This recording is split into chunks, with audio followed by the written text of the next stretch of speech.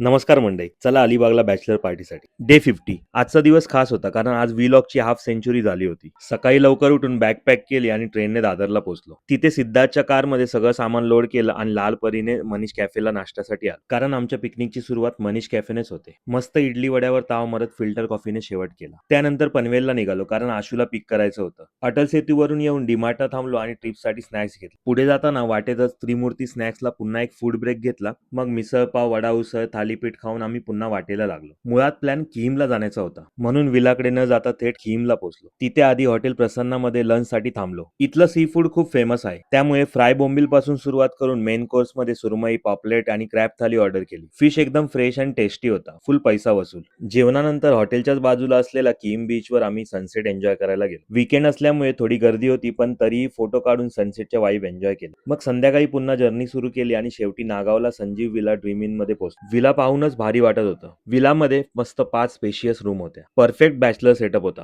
Bag unload करून fresh झालो आणि घरगुती स्टाईल चिकनचा आस्वाद घेतला. रात्री पोरांनी सरप्राईज केक आणला होता आणि गेम ओव्हर मुवमेंटचं सेलिब्रेशन केलं, केक कट केले आणि फोटो काढले. मग भूषणच्या गाण्यांची मैफिल चालू झाली. दिवस एकदम मेमोरेबल झाला. असा आजचा दिवस बॅचलर पार्टी एन्जॉय करत करत संपला. आता भेटूया उद्याच्या व्लॉग मध्ये. तोपर्यंत बाय.